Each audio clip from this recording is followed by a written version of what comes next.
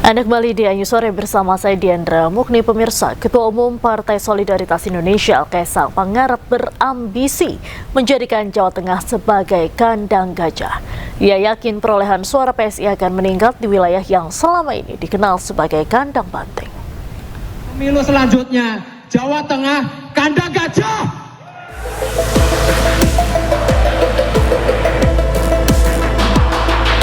Ketua Umum Partai Solidaritas Indonesia Kaisang Pangarep bertekad menjadikan Jawa Tengah sebagai kandang gajah. Menurut Kaisang, PSI kini mulai memanaskan mesin partainya dan membidik 17 kursi DPRD Jawa Tengah pada pemilu 2029 mendatang. Dengan percaya diri, Kaisang yakin perolehan suara PSI akan meningkat di wilayah yang selama ini dikenal sebagai kandang banteng atau lumbung suara PDI Perjuangan. Pemilu selanjutnya, Jawa Tengah kandang gajah. Rasa kandang-kandangan sing liyane. Tempatnya gajah itu sekarang di sini, ya. PSI hadir untuk masyarakat Jawa Tengah. Dari hasil rekapitulasi suara pemilu anggota DPRD Provinsi Jawa Tengah tahun 2024, PSI berada di peringkat 10 dengan meraih 2 kursi. Sementara di posisi pertama, PDI Perjuangan masih berkuasa dengan perolehan 33 kursi. Tim Liputan iNews melaporkan. Ketua Umum PSI Kaisang Pangarep mengisyaratkan masuknya Presiden ke-7 Joko Widodo sebagai Ketua Dewan Pembina DPP PSI. Isyarat tersebut disebutkan Kaisang pada penutupan Rakorwil PSI Jawa Timur.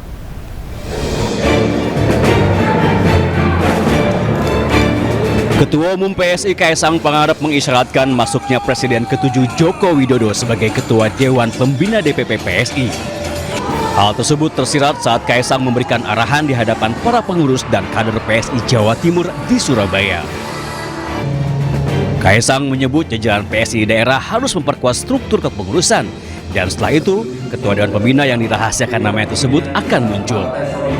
Dari Ketua Dewan Pembina kita ini fokus untuk struktur. Udah nggak usah mikir yang lain-lain dulu. Kita fokus perbaiki struktur, kita benahi, kita selalu evaluasi supaya roda organisasinya bisa terus bergerak.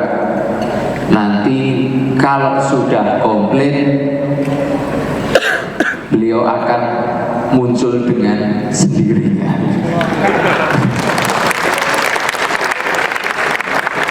Kalau sekarang kan masih ngumpet-ngumpet, walaupun nggak ngumpet-ngumpet juga ketahuan juga. Cuma nanti biar secara resmi. Kaisang menambahkan nantinya setelah diumumkan nama Ketua Dewan Pembina yang akan menjadi tokoh sentral PSI, elektabilitas PSI diharapkan akan semakin kuat. Dari Surabaya, Jawa Timur, Harita Bayong, iNews melaporkan.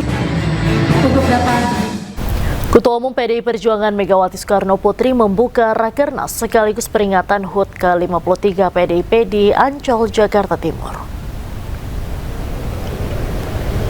Kehadiran Megawati menandai dimulainya rangkaian acara Rakernas sekaligus peringatan HUT ke-53 PDIP. Megawati datang didampingi Ketua DPP PDIP bidang ekonomi kreatif sekaligus sang putra Muhammad Prananda Prabowo. Megawati yang disambut Sekjen PDIP Hasto Kristianto langsung menaiki eskalator untuk menuju ruang Rakernas.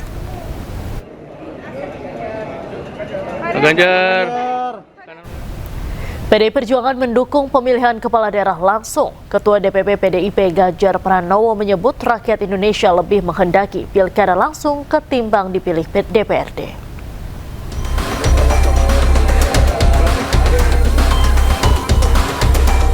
Ketua DPP PDI Perjuangan Ganjar Pranowo mengklaim partainya mendukung pemilihan kepala daerah dipilih oleh rakyat atau pemilihan langsung. Menurut Ganjar, rakyat Indonesia lebih menghendaki pilkada langsung ketimbang dipilih DPRD.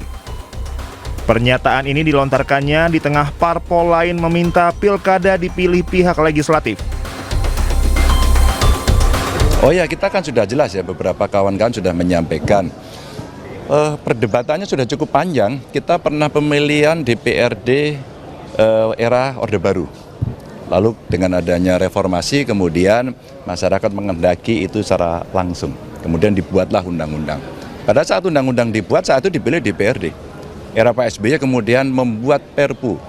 Dan kemudian diberlakukan undang-undang langsung. Nah, pada saat itu ujian-ujian ke judicial review ke Mahkamah Konstitusi juga sudah mengatur bahwa ini rezim pemilu, maka langsung.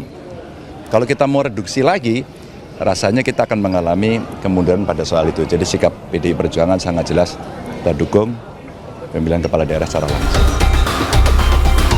Sebelumnya wacana pilkada dipilih DPRD menuai kritik dari kalangan masyarakat sipil. Sejumlah pihak menilai pilkada melalui DPRD berpotensi menjadi kemunduran demokrasi. Dari Jakarta, Tim Liputan Anyus melaporkan. Kita ke informasi lain, pemirsa. Kuasa hukum Joko Widodo Yakub Hasibuan mengungkapkan isi pertemuan dua tersangka tudingan ijazah palsu, yakni Egy Sujana dan Damai Hari Lubis dengan Jokowi. Salah satu poin pertemuan yakni adanya permintaan maaf.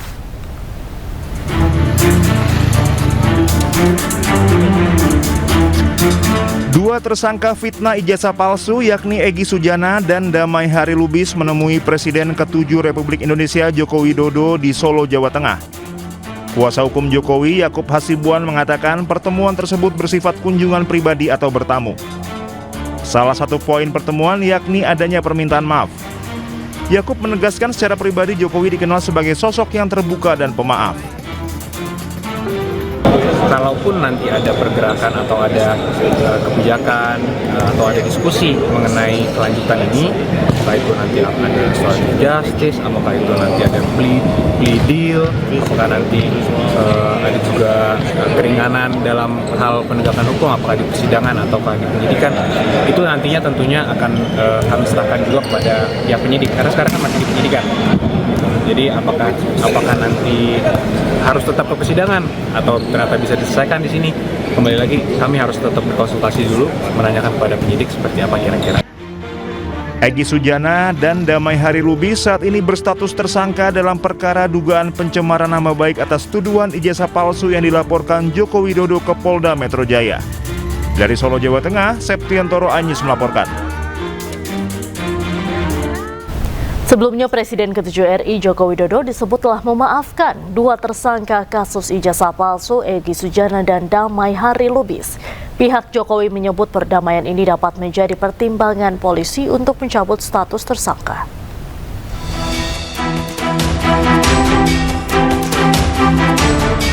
Sekretaris Jenderal Relawan Jokowi atau Rejo, Muhammad Rahmat, menyebut Presiden ke-7 Republik Indonesia memaafkan dua tersangka kasus ijazah Jokowi, Egy Sujana dan Damai Hari Lubis.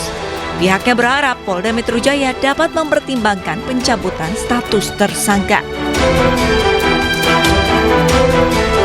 Sebelumnya, Egy dan Damai Lubis menyambangi rumah Jokowi di Solo, Jawa Tengah Kamis lalu. Mereka menggelar pertemuan tertutup.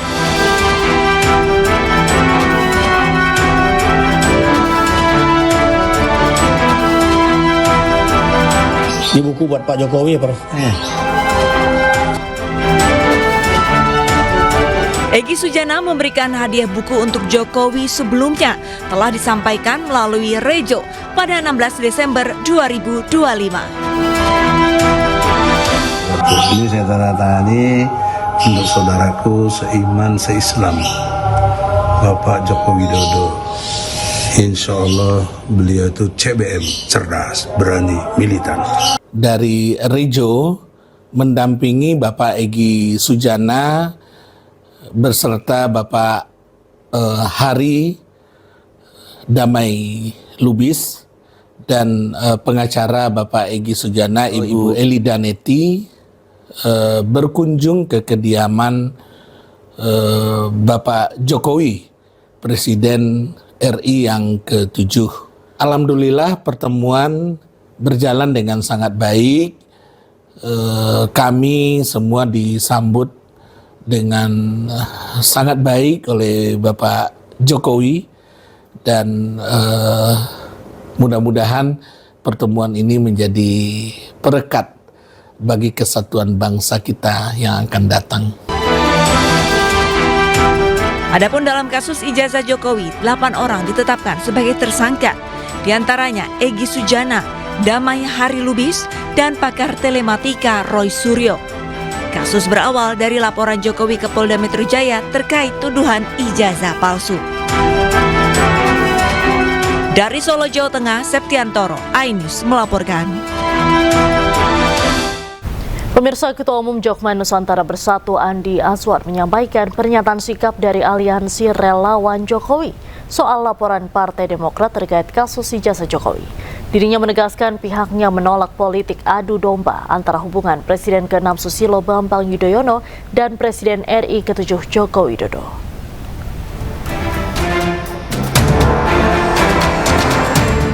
Pelaporan ke Polda Metro Jaya oleh Partai Demokrat atas dugaan tindak pidana penyebaran berita bohong disikapi Ketua Umum Jokman Nusantara Andi Azwar. Dikarenakan masih dalam proses penyelidikan, hingga saat ini belum ada pemanggilan terhadap para terlapor. Dirinya menegaskan, pihaknya menolak politik adu domba antara hubungan Presiden ke-6 Susilo Bambang Yudhoyono dan Presiden ke-7 Joko Widodo. Saya katakan mungkin ada yang ingin memanfaatkan hal itu, ingin berselancar dengan itu, ingin mengadu domba antara Presiden ke-6 dengan Presiden ke-7. Ini tidak baik ya, untuk demokrasi kita gitu. Dan kita ketahui kan bahwa Pak Jokowi maupun Pak Prabowo, Pak SBY, Presiden ke-6 dan Presiden ke-7 ini mempunyai hubungan yang baik untuk itu. Buktinya apa? Ya Mas Ahaye kan jadi menteri pada saat itu kan, artinya kan step dia pertama sampai sekarang dia jadi Menko untuk itu.